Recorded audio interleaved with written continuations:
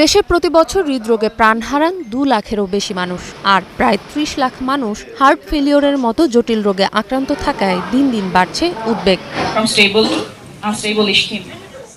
কৃত্রিম বুদ্ধিমত্তা, উন্নত প্রযুক্তির ব্যবহারে রোগ নির্ণয় ও চিকিৎসা আরও কার্যকর করতে প্রথমবারের মতো শুরু হয়েছে দুদিনব্যাপী আন্তর্জাতিক হার্ট ফেলিওর সম্মেলন। আধুনিক ও উন্নত চিকিৎসা ব্যবস্থায় প্রযুক্তির ব্যবহার নিয়ে রবিবার সম্মেলনের উদ্বোধন হয় বাংলাদেশ মেডিকেল বিশ্ববিদ্যালয়ের সুপার স্পেশালাইজড হাসপাতালে।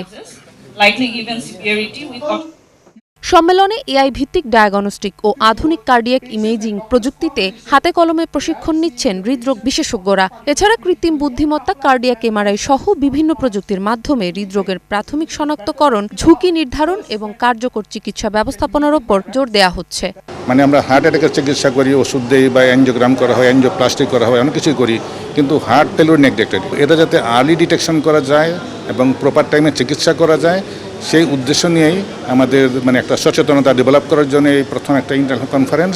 তো যেসব জায়গাতে এই সেটআপগুলো আছে সেই সাথে যদি টেকনোলজি অ্যাড করে দেওয়া যায়, এটা খুব আমার মনে হয়, সেই সাথে আমাদের নলেজের যে যোগাযোগ থাকে আমাদের, তাহলে এটা অবশ্যই খুব অদূর ভবিষ্যতে এটা আমাদের দেশের মানুষরা এই চিকিৎসা সুবিধার আওতায় আসবে বলে আমি আশা করি।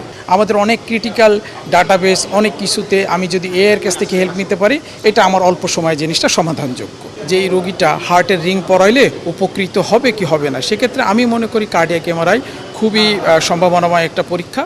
এতে রোগীরা আরও প্রযুক্তি নির্ভর এবং আধুনিক চিকিৎসা পাবেন বলে আশা বিশেষজ্ঞ এই চিকিৎসকের।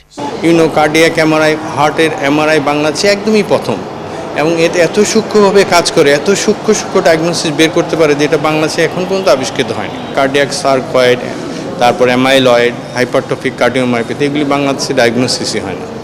আমরা যখন এটা করতে পারবো, অল্প খরচে এবং অল্প চিকিৎসায় রোগী ভালো হয়ে যাবে। দুদিনের সম্মেলনে যুক্তরাজ্য, সুইজারল্যান্ড, মালয়েশিয়া সহ বিভিন্ন দেশের খ্যাতনামা হৃদরোগ বিশেষজ্ঞরা যোগ দিয়েছেন।